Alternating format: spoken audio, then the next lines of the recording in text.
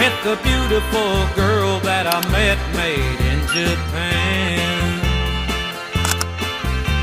The beauty of her face was beyond my wildest dreams. Assalamualaikum warahmatullahi wabarakatuh. Halo semuanya, selamat datang di podcast kami. Sebelumnya kenalin, aku Nida Hayriah dan Aku Nada Orangnya Istihar. jadi di sini kita akan membawakan suatu topik yang berkaitan dengan kehidupan sehari-hari. Nah, sebelumnya aku mau tanya nih, kalau dari kamu pribadi dalam sehari itu kamu sering nggak sih buka media sosial? Mungkin kalau udah dihitung-hitung ya mungkin nggak kehitung sih. Soalnya secara nggak sadar nih bangun tidur buka WA, bosan dikit buka WA. Habis itu kalau mau buka chat orang juga harus buka WA tuh. Nah, emang nggak kehitung sih. Benar sih, kayaknya aku juga gitu deh. Dan bisa jadi teman-teman yang dengerin juga sama kayak Nada ya, karena di zaman sekarang ya kita mau belajar, mau belanja, terus mau cari-cari berita, pastinya kita buka media sosial kan, jadi udah nggak kehitung pastinya. Nah, tapi tuh bisa ada hal sisi lainnya juga sih yang kita dapat dari media sosial ini.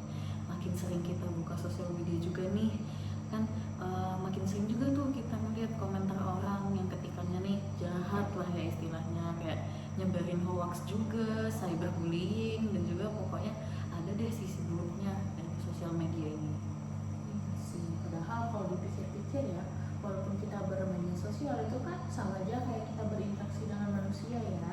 Bedanya cuma lewat layar. Kalau sehari-hari kita bisa ngobrol secara langsung, di media sosial juga sama aja, tapi lewat layar. Nah, itu tuh yang bakal kita bahas pada kesempatan kali ini. Nah, di sini kita tuh bakal bahas mengenai akhlak dalam bermedia sosial ya teman-teman, yaitu gimana sih cara kita ngobrol secara online tapi tetap memandang etika dalam berkomunikasi, sehingga kita menghindari adanya penyimpangan dan juga lain-lain. Jadi jangan kemana-mana ya, karena topik yang akan kita bahas akan sangat dekat dengan kehidupan kita sehari-hari. Sebelum kita ngobrol lebih jauh nih tentang adab-adab dalam bermedia sosial, sebenarnya kita sepakati dulu nih makna tentang akhlak itu apa. Nah, soalnya kadang orang tuh kan mikir kalau akhlak itu cuma sebatas sopan santun tuh. Nah, nanti kita bakal bahas mengenai maknanya yang akan lebih luas lagi nih. Betul teman-teman, karena akhlak menurut para ulama itu adalah sifat yang sudah tertanam dalam diri seseorang, sehingga perilaku baik muncul secara spontan, bukan karena dipaksa atau dibuat-buat. Nah, itu dalam artian juga semisal nih orang memang jujur. Nah, dia bakal akan terus tetap jujur, baik di dunia nyata maupun di media sosialnya gitu guys. Nah, betul banget. Jadi akhlak itu bukan sesuatu yang berubah karena medianya berubah. Karena dulu kita ngobrol langsung, sekarang ngobrol lewat WhatsApp, Instagram atau Twitter dan media sosial lainnya. Nah, walaupun medianya berbeda-beda, tetapi nilai-nilai yang harus kita junjung itu harus sama. Nah, mengenai nilai-nilai dari percakapan di media sosial ini ya guys, kan kadang tuh kita merasa ya, kan cuma komentar doang, cuma iseng doang. Nah, padahal kan ketikan yang kita sampaikan di sosial media itu juga asalnya dari ditulis oleh kita, dari isi hati kita, dan itu bakal dibaca sama orang lain. Betul banget. Bahkan dalam Islam ada yang bilang kalau setiap ucapan itu akan dipertanggungjawabkan. Sekarang mari kita renungkan, kira-kira tulisan di media sosial itu termasuk ucapan atau bukan ya? Iya juga kan ya, kira-kira ketika kita di sosial media itu kan juga masuknya komunikasi nggak sih? Betul. Makanya dalam Islam memberikan pedoman yang sangat relevan sampai sekarang. Salah satunya ada di Quran Surat Al-Hujurat ayat 6 tentang tabayun. Tabayun ini sering sih aku dengar. Nah, tapi sebenarnya apa sih maksudnya? Nah, jadi tabayun itu artinya mencari kejelasan atau memeriksa kebenaran suatu informasi sebelum kita mempercayai atau menyebarkannya. Bayangin aja sekarang kita kan banyak kan grup WhatsApp, dan pastinya banyak banget tuh informasi yang kita share dari grup satu ke grup lain. Nah, kadang baru kita baca sekilas dulu udah kita forward, padahal kita belum tahu kan isinya gimana. Itu dia. Iya sih, sering sih kayak gitu. Kayaknya hampir semua orang deh kayak gitu. Betul. Nah, padahal kan ya, misalnya informasinya itu salah, lalu kita ikut meneruskannya nih. Nah, itu kan secara tidak langsung kita ikut bertanggung jawab kan atas kesalahpahaman tersebut. Makanya Al-Quran mengingatkan kita untuk supaya jangan mudah percaya dan harus selalu mengecek sesuatu hal dari kebenarannya. Nah, selain itu ada juga nih di Quran surat Al-Hujurat ayat 11 sama 12. Nah, yang mana isinya tuh benar-benar relate nih sama keadaan kita sekarang tentang media sosial. Nah, di situ Allah SWT melarang kita untuk menghina, mengejek, memberi julukan buruk, berprasangka buruk, mencari kesalahan orang lain, bahkan sampai membenci. Nah, kalau dilihat-lihat tuh hampir semua larangan-larangan yang Nida sebutin tadi justru paling sering kita temuin di kolom komentar di sosial media tuh. Tuh, bahkan ya kadang orang-orang tuh bisa berkomentar seenaknya hanya karena tidak bertemu langsung. Jadi kayak ini kan postingan doang, jadi mereka berkomentar A, B, C, padahal yang mempostingnya juga pasti punya perasaan kan. Nah, aku karena pembahasan kita nih, aku jadi ingat tentang hadis Rasulullah yang mana berbunyi barang siapa yang beriman kepada Allah dan hari akhir, hendaklah ia berkata baik ataupun diam. Betul banget. Jadi menurutku hadis tersebut sederhana ya, tapi artinya dalam banget.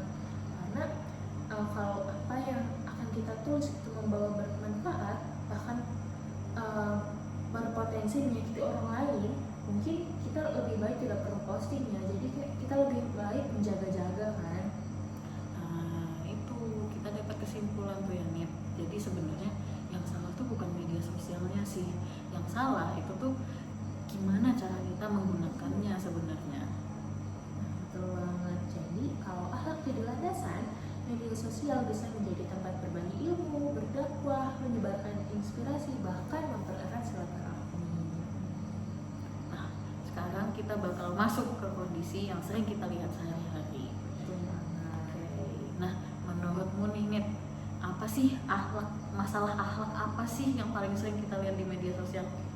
Kalau dari aku sendiri mungkin hoax kali ya, karena informasi zaman sekarang kan cepet banget nyebar kan.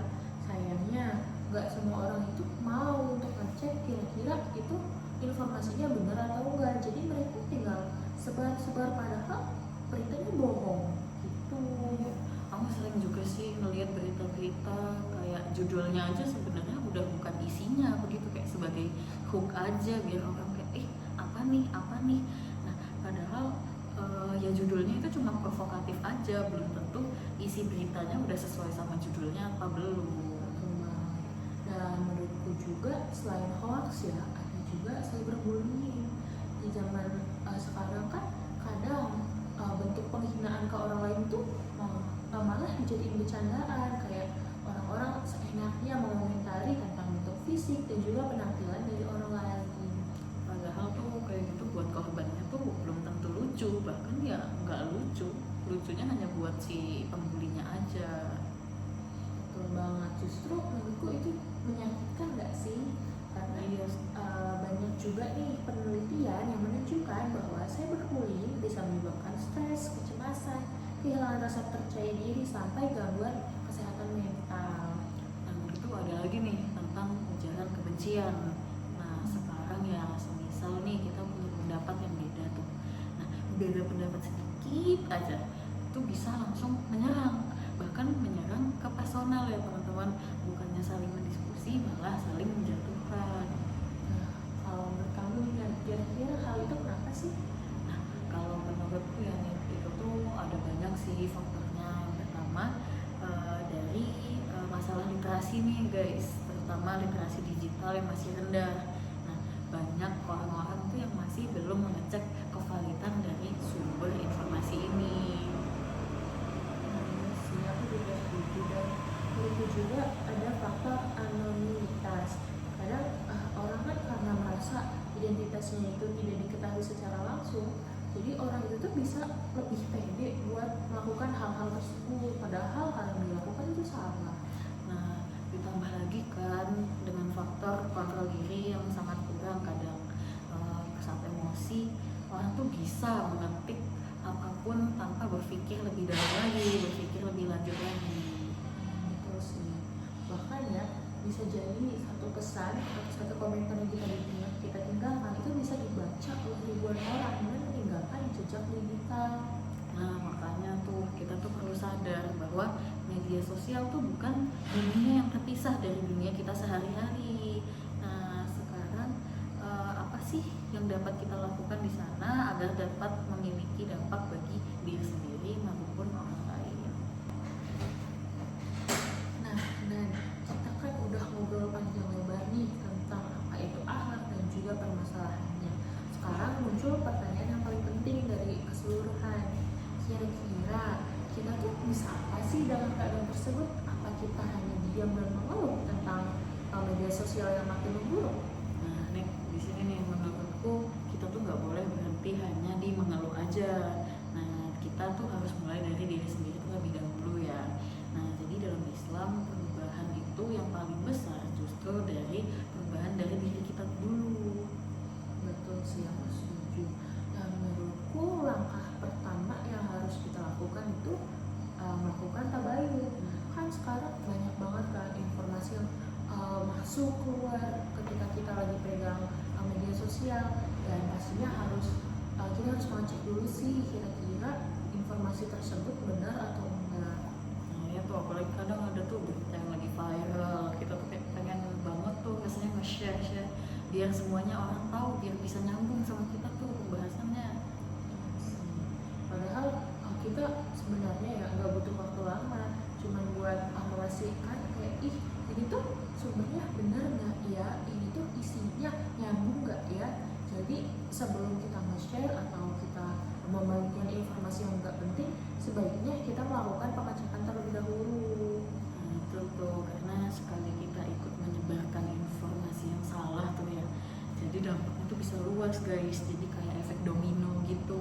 Nah, bahkan kalau ternyata itu fitnah, dosa jariahnya juga kenanya ke kita dong, terus mengalir juga selama berita itu nanti di-share sama teman kita.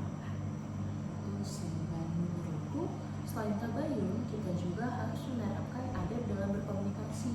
Nah, kadang hal ini yang sering dilupakan orang-orang. Nah, kadang kan orang tuh berpikir ya, kan cuma komentar. Padahal buat orang yang membaca, komentar itu sangat menyakitkan. Betul banget.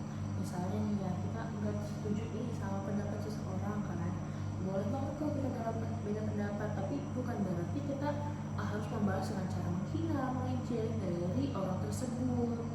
Nah, justru kalau kita bisa tuh ya, kita mampu menyampaikan pendapat kita secara sopan, secara enak. Nah, maka kita juga jadi orang lain tuh dapat lebih menghargai apa sih sebenarnya yang akan kita sampaikan. Setuju sih, dan aku juga masih menganggap prinsip sederhana ini. Jadi sebelum kita memposting sesuatu atau kita berkomentar tentang sesuatu, kadang aku tuh suka berkaca gitu loh, kayak misalnya aku posting ini kira-kira sopan nggak ya. Misalnya kalau aku omong secara langsung, kata-kata tersebut masih enak didengar nggak ya. Nah, itu relate banget sih, karena kadang banyak orang yang berani komen kasar itu karena cuma di balik layar, nggak secara langsung, makanya mereka berani. Padahal kan ya, jejak digital itu susah loh dihapus. Bisa jadi ketika kita posting, walaupun kita hapus, tapi siapa tahu kan ada yang menyimpan atau udah menyebarkannya lebih dulu. Nah, betul tuh. Jadi selain kita awalnya menghindari hal-hal negatif terlebih dahulu nih, kita tuh juga dapat memanfaatkan sosial media ini sebagai ladang yang lebih positif, yang mana semisal berbagi ilmu, habis di situ mengingatkan waktu sholat, berbagi pengalaman, atau sekedar menyampaikan pesan-pesan lain yang dapat membangun semangat orang lain. Betul banget. Dan Nanda tahu nggak sih sekarang tuh dakwah tuh udah nggak melulu tentang ceramah panjang, tahu bisa aja dari satu postingan yang berisi tentang ajakan dalam kebaikan juga bisa disebut dakwah. Nah, kita berdua nih sebagai mahasiswa itu juga punya tanggung jawab loh. Nah, kita itu sering disebut sebagai agent of change, yang mana sebagai agen perubahan. Nah, artinya kita tidak hanya menjadi pengguna media sosial, tetapi juga menjadi contoh bagaimana menggunakan media sosial itu dengan bijak. Mulai dari pembagian informasi yang valid, lalu tidak ikut menyebarkan hoax, menghargai perbedaan pendapat, sampai mengedukasi orang-orang di sekitar kita. Nah, karena perubahan budaya digital itu bukan cuma tugas dari pemerintah aja loh. Nah, perubahan itu dimulai dari akun itu sendiri, yang mana akun itu dipegang sama kita masing-masing kan. Betul. Nah, nggak terasa ya Nit, kita udah sampai di penghujung podcast. Seru juga ya ternyata pembahasannya. Dari obrolan hari ini kita jadi belajar nih kalau media sosial itu sebenarnya hanya alat, karena yang menentukan apakah alat itu membawa manfaat atau keburukan adalah cara kita menggunakannya. Nah, jadi sebagai seorang muslim, jadi enak ya kita tuh punya pedoman yang jelas gitu loh. Akhlak seperti kejujuran, tanggung jawab, kesantunan, habis itu dan juga budaya saling menghormati itu bukan hanya diterapkan ketika bertemu secara langsung, namun juga dapat diterapkan ketika berinteraksi di media sosial.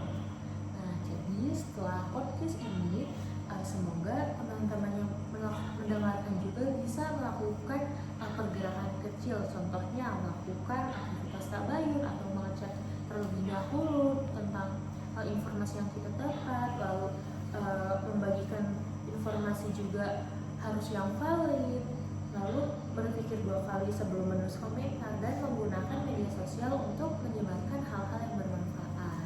Nah, betul tuh, karena pada akhirnya ya setiap unggahan, komentar maupun pesan atau bubble chat tuh yang kita kirim itu merupakan jejak cerminan dari diri kita. Nah, yang mana jejak digital yang kita tinggalin seperti ini itu menjadi saksi apa yang pernah kita lakukan. Nah, semoga Allah selalu membimbing kita agar mampu menjaga lisan, termasuk lisan digital kita, sehingga media sosial benar-benar menjadi sarana untuk menyebarkan kebaikan, bukan sebaliknya. Amin. Nah, terima kasih banyak juga nih buat teman-teman yang udah setia nih mendengarkan kita ngobrol bareng sampai selesai tuh. Makasih ya teman-teman. Nah, kalau kalian merasa pembahasan ini bermanfaat, jangan lupa ya guys untuk mulai perubahan dari diri sendiri terlebih dahulu, karena perubahan yang besar selalu dimulai dari langkah yang kecil. Makasih teman-teman, saya Nina, Dan juga saya Nada. sampai Jumpa di podcast berikutnya. Bye bye.